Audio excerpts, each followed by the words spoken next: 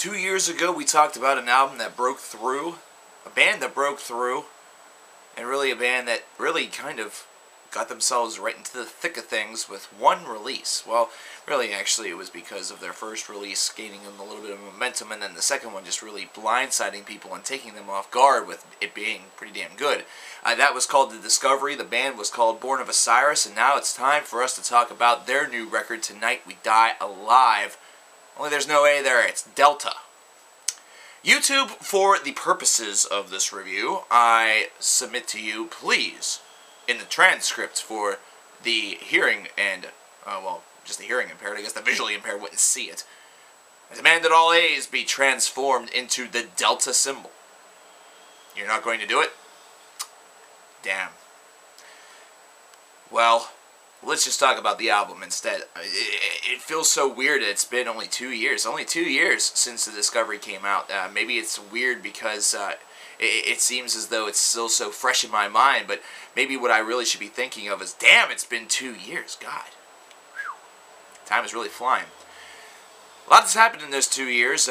Born of Osiris lost a guitar player. Jason Richardson went over to Chelsea Grin and gained, of course, a new one. And so the real question on here was going to be, and really was for a long time, what was this going to sound like? Was Jason Richardson's trademark licks going to be replaced with something a little bit different? And were they going to be able to kind of keep the momentum going that the Discovery really gave them? Was this a good decision? Was this something that, while it was necessary and something that they decided and opted to do, was this something that really benefited the band's ability to sustain themselves after such a tremendous album such as The Discovery, one that actually made the top 25 list in coverkillernation lore in 2011, and in fact, it's ranked pretty high.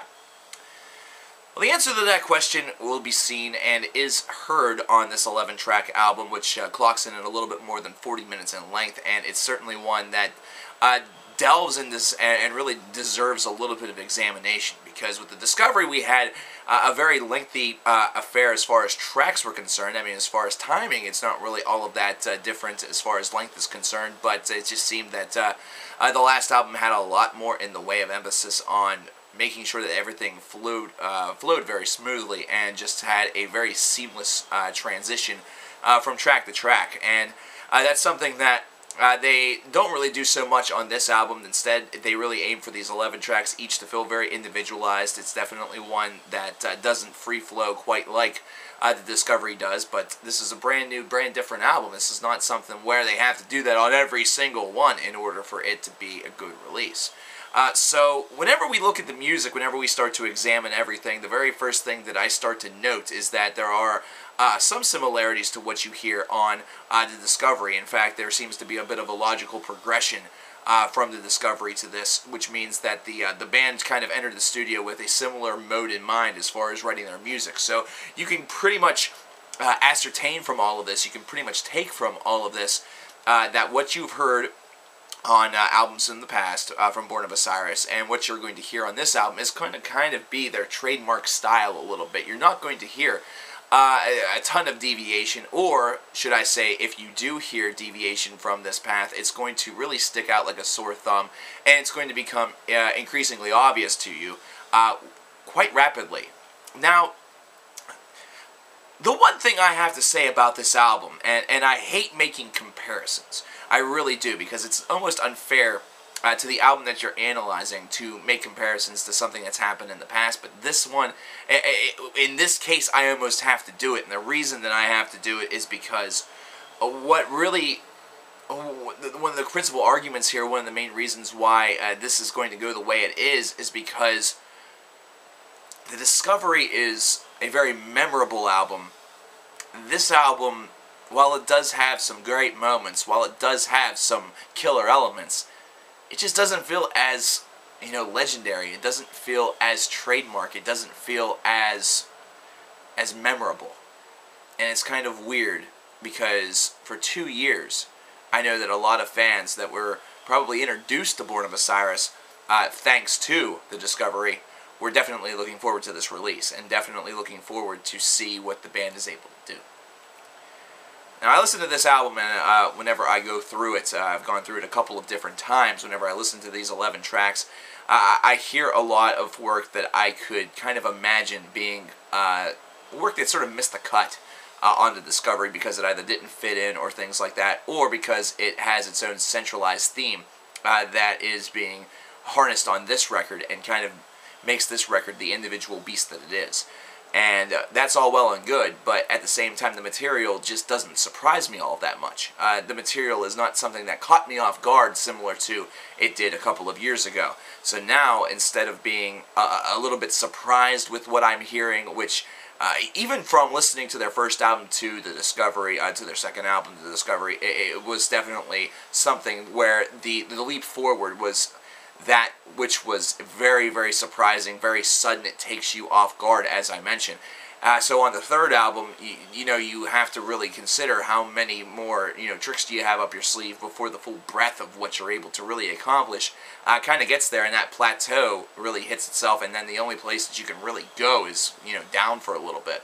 And on this album, I definitely feel as though while the material still has that, you know, progressive metalcore sound, while that material still has a lot of things that are going to really encourage a lot of listeners, that are really going to encourage a lot of fans of this band, that they are continuing onward, I just don't see it as much on this record. It doesn't really strike me the same way. It doesn't strike the same chord. And this is one of those albums where I thought maybe because of the weight, maybe because I was kind of being too hypocritical of it because of my experience with the Discovery, that it was just simply one that needed to age. It was one that needed multiple listens over the course of a couple of days. It was one that really required that I sat down whenever I was in different situations and different feelings. You know, sitting down whenever I'm either nostalgic or maybe happy or sad, or, you know, it was something where it was really one where it had to grow a lot on me in order for it to really hit that pinnacle moment, where it would really hit me the way in which it's really supposed to. And I just never really found it. And it hasn't happened until now, and it still hasn't happened. This is an album that I think is a bit overindulgent at times. I feel that sometimes they do a little too much in order to incorporate all of their trademark elements, and they do a little too much in order to try to push forward, but in reality it feels more as though they've taken a step back. Whereas some of the things that I heard on the previous release has really stuck in my mind.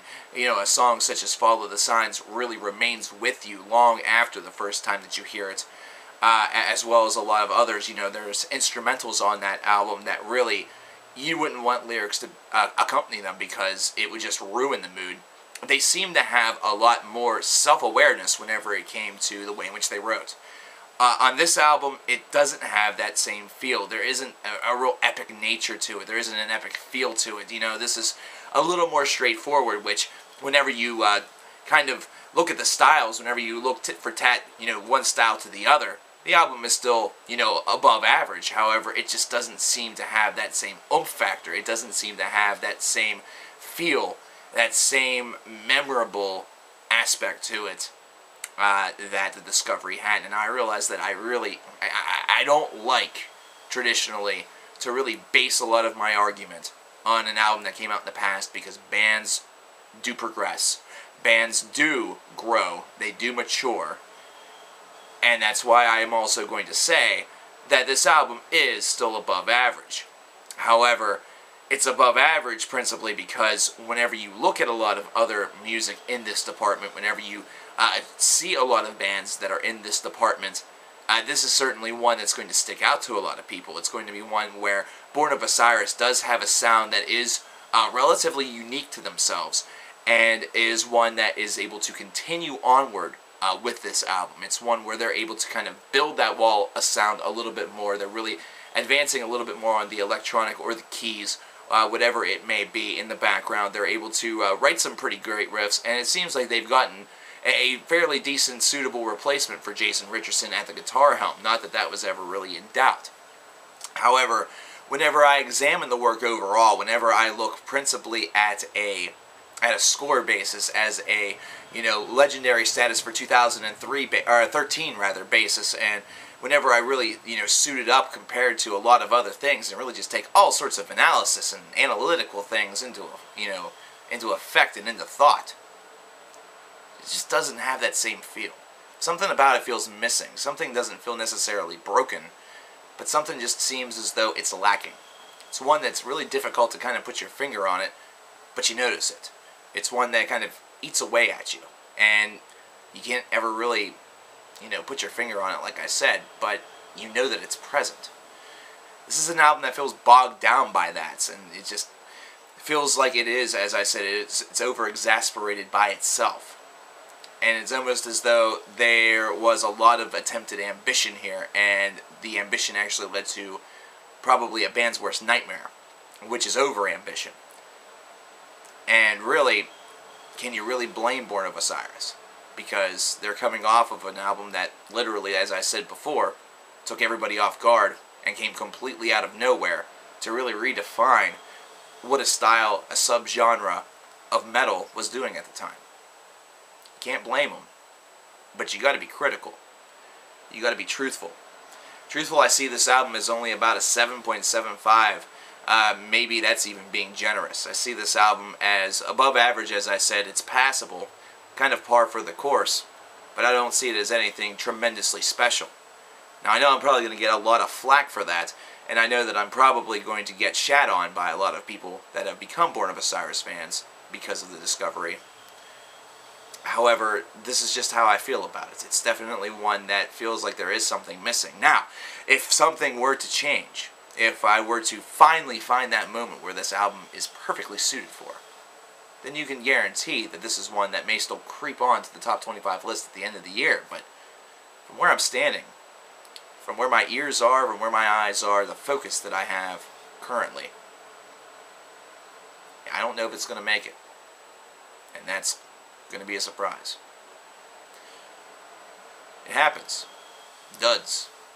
This one feels like it. I know a lot won't agree, but please tell me in the comments why you disagree, or why you agree. I'll talk to you guys later.